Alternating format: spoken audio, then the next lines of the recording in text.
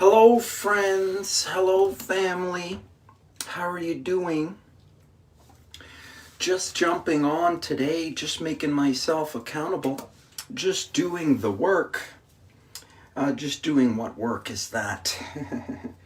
Just doing the work of humans. Just doing human work, right? What is human work? Human work, I say, the ideal work is getting into alignment with our higher self. Today, I'm going to be talking about how to get into alignment with your higher self. This is what it's about. I'm going to be talking about why we eat meat. And I want to tell you that I think that that's a big part of misaligning ourselves for the day. I'm not about elimination of anything. No, I don't think we have to eliminate anything, but I think we do need to reset our boundaries. And that comes through reframing our minds, the way we think and speak and understand what's really going on. Today in my chat, someone asked me, why do we eat meat? This is in my my daily chat. If you're not on my group chat, my personal group chat, please get onto my group chat. I'll make sure I put a link down below. But I just wanted to address this question with some time, because I think it's such an awesome question. I think it's such a huge question. And I think there's just so many aspects to that I thought, I don't want to try to type this into the chat. I'll just make a video message about it. I'll address all of it, talk about all of it, and I'll put that in the chat. So this is the wonderful thing about chat, is we can communicate personally about how to heal yourself naturally, how to lose the weight, how to heal your pain, how to fix your relationships with food or substance or money or people. Right? It's by changing a relationship that we have with ourselves that we become healthy and change our relationships with everything else in our lives. Right? Why do we eat meat? There's so many reasons why we eat meat. I got to tell you that at the top of this, you got to talk about greed. You got to talk about fear. And you got to talk about profit. I want to tell you that these are sitting up on top of why we eat meat. Really, it benefits the top 1%ers. It really just benefits consumerism. It really just benefits the whole wheel of samsara, the whole system of life here on the planet that we've learned to live in. So, that's been set up that way. So, and it's coming from some very greedy people, really, that they just want to amass more rather than thinking that we should really kind of work on sharing. So I would say that would just be greed. That's at the top, and then fear and profit. It's not profitable. Disease is profitable, right? We have to understand that. It's a business to get sick and then have that treatment managed through, a doctor, a chemical, and a drug. So as long as sickness is a business, well, then prevention becomes an obstacle. So why do we eat meat? Well, because of profit. And it profits these big corporations like the pharmaceutical corporation. It benefits the meat and dairy boards. It benefits the Food and Drug Corporation, Food and Drug Association, which is part of our government. Right? As long as food and drug are living in the same house, we're going to have a problem here. Because, the food that we're told to eat is fueling the drugs, the whole pharmaceutical allopathic model. So you see, this is a business this is a bit of a business. So you see, sickness becomes a business, a profitable business. So why do we eat meat? Well, a big part of it is education. We've been educated in this way.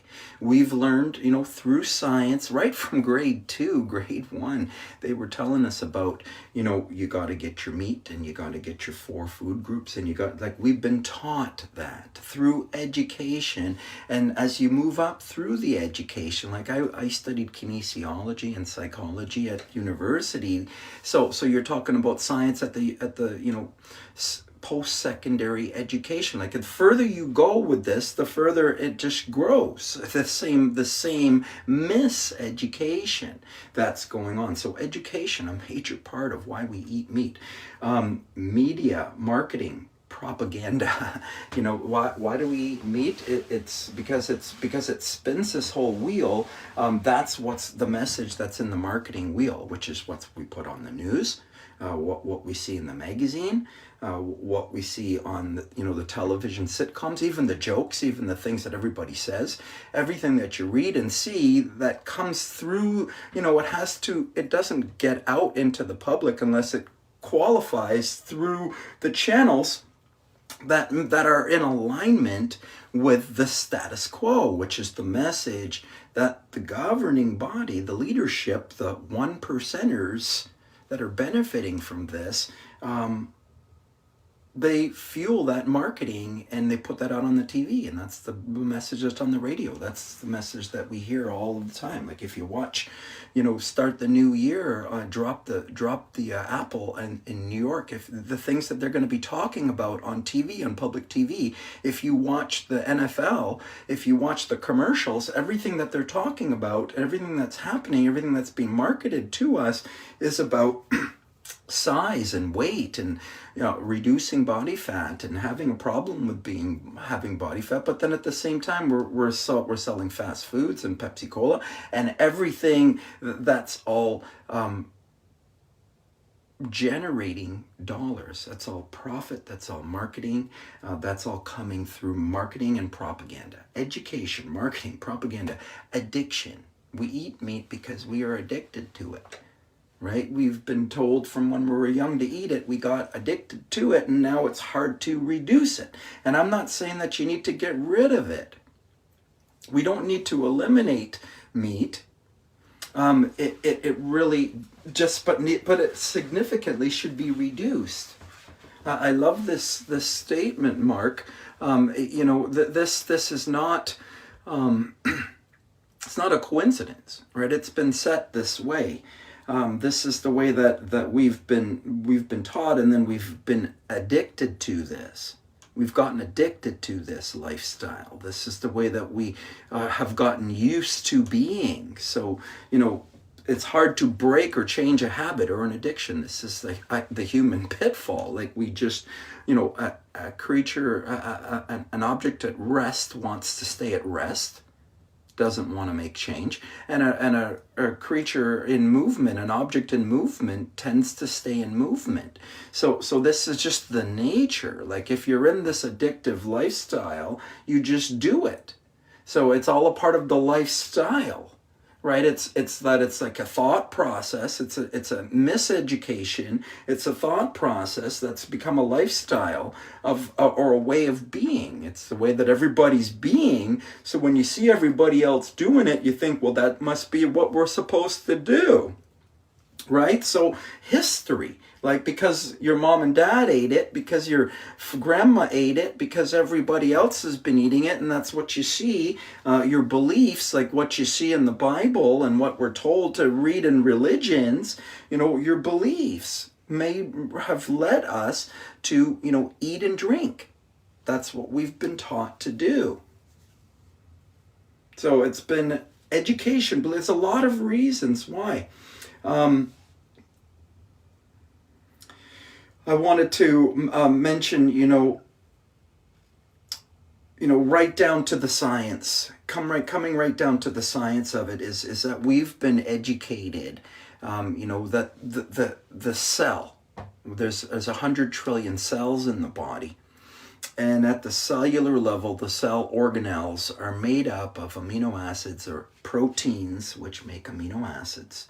So the organelles are made up of amino acids and fatty acids. The organelles of the cell are made up of amino acids and fatty acids. And so because of this, we've also been taught through education, anyone that takes nutrition through the process is going to be taught this, that there are essential amino acids and essential fatty acids. Now, why they're essential, why they're labeled essential, is because they say that the human body cannot manifest these or create these.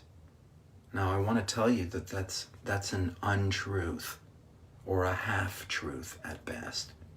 If the human body is not creating this, it's only because you're eating it all of the time.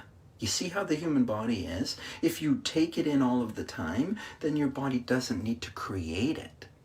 That's how the human body is. So if you've gotten the human to eat that, then of course the human's not producing that, so they seem like they need to eat that. Well, that's because they eat it all of the time. Like, you just need to change and the human body will adjust.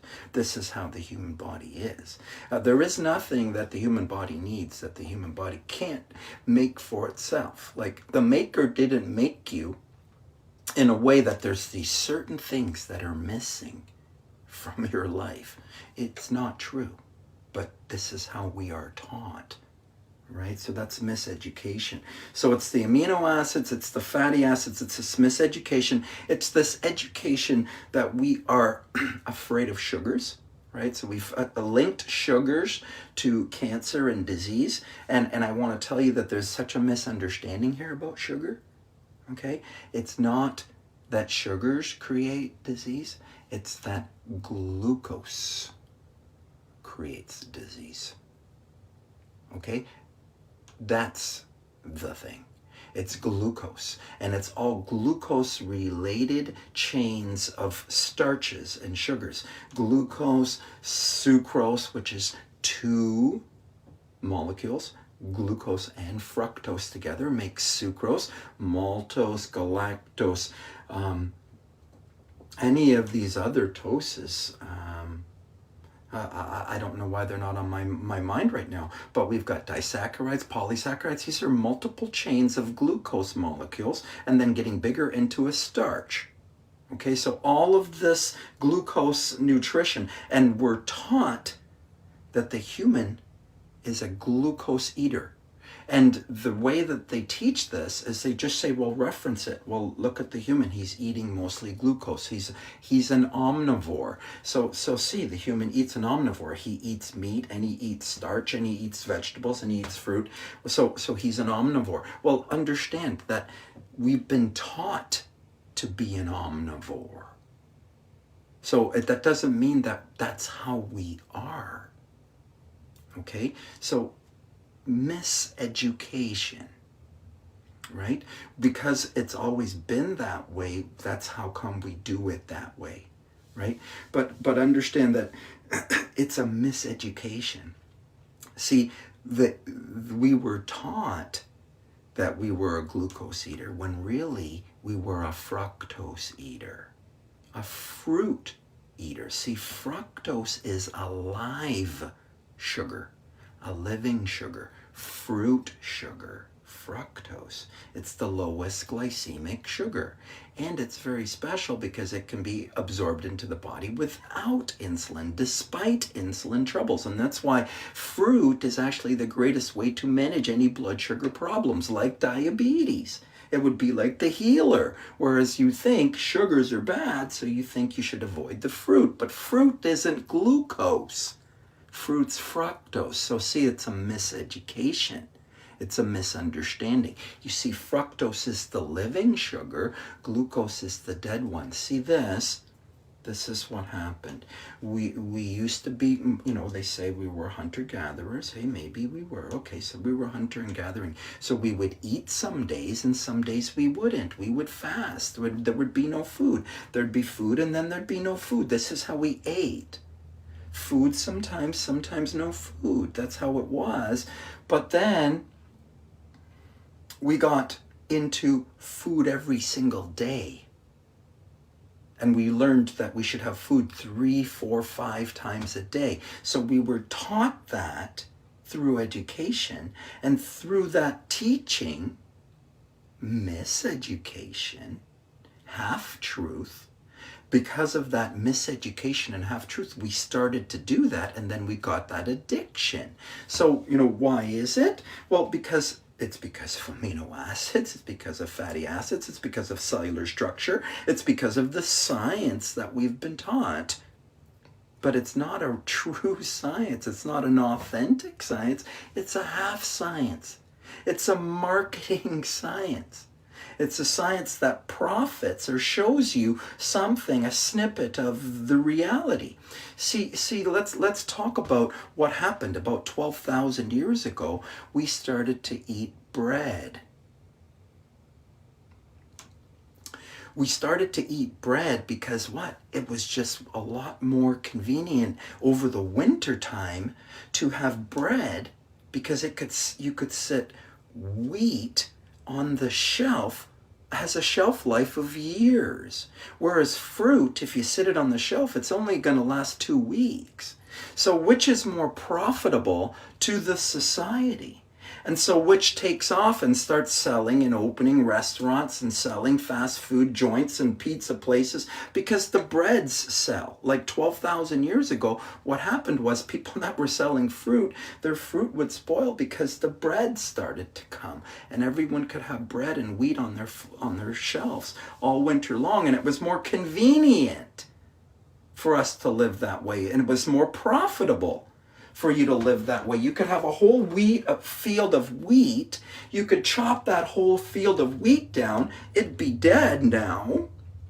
Put it in a silo, grind it up and put it into a flour, and it sits forever. This is the benefit of glucose. And so now, we started into glucose eating 10,000, 12,000 years ago. And then it comes to like the last 150 years, we become scientists and we start analyzing humans. And then we say, oh yeah, humans eat mostly glucose, so they're glucose eaters. They're omnivorous. Well, that's your analysis of the present moment. That's not how we were or how we would be if it was not for this money, profit, consumerism wheel that we're spinning that makes the whole thing go around. Why do we eat meat? You want to know why we eat meat? Because meat makes the whole thing spin. Right? There's so much because we have no alternative. We don't think anything else because we've not been taught anything else. And any information like this has been hidden from the population. The libraries have been burned.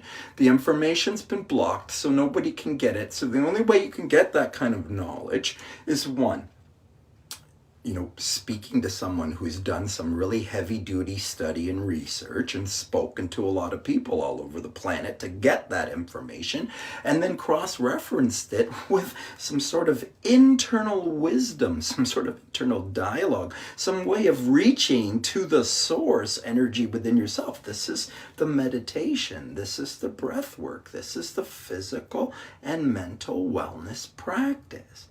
This is how we heal ourselves, through meditation, through breath work, through thought, augmentation, a change of mind. Through new information, we start to do things differently. We start to eat and think and speak differently, and then we start to create alternative outcomes in our life.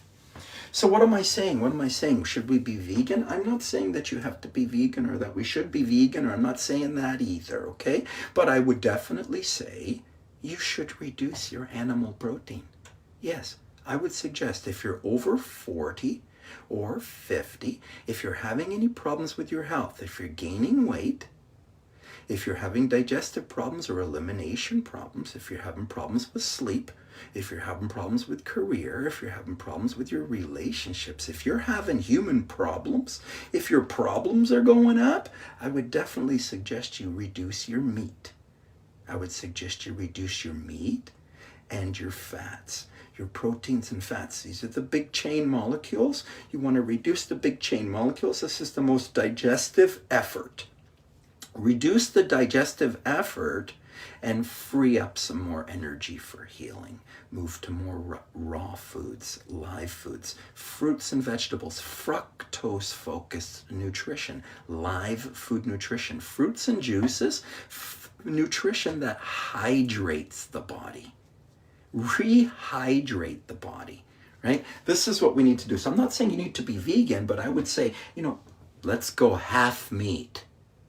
Yes, reduce meat, reduce starch, reduce fat, reduce macronutrition, move to micronutrition. This is fruits and vegetables. This is live foods. This is coming away from this idea of calories. That's macronutrition. Coming away from this idea of calories and starting to talk about authentic energy. What truly nourishes an electromagnetic being? You know what does? Electricity and magnetism. It's an electromagnetic being. You know what inspires or invigorates or nourishes an electromagnetic being? You know what really nourishes that?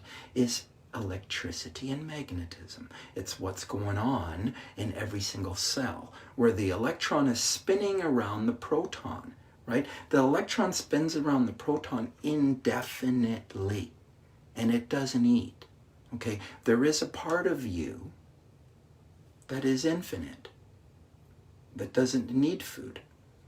Okay, so it's really to kind of come away from the physical trap that we have with regards to food. And that can happen through a little bit of practice, through a little bit of habit, through a little bit of discussion, through a little bit of dialogue, through a little bit of re-education and overcoming some limited beliefs that we have in our mind about food, our relationship with food and substance and people and money and things.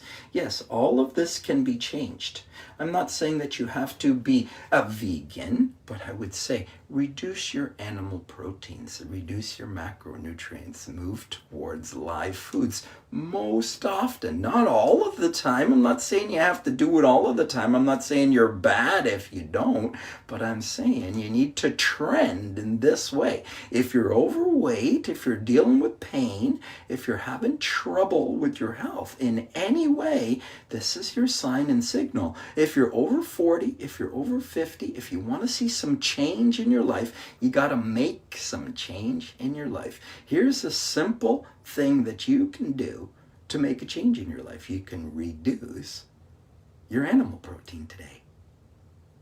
Hey, Coach John, just jumping on, just sending you a message about health, about natural health. I want to tell you that everything on the planet heals. This is heaven. Yes, we're in heaven. And we can be in hell too. That's all up to you. That all depends on your perspective and your thought process in the moment. The more time that you spend in the right thought process, the more happy and healthy you're going to be. If you guys want to have a little bit of a health chat, I'm really happy to have a health chat. If you want to chat, just leave me a message down below or a personal message and we'll set up a time to have a chat. Let's talk about health. Let's talk about making your life healthy, like how to put this into your own life. That's how it happens. Lovely friends, have yourself a super awesome, terrific day. I love you. I love you. I love you.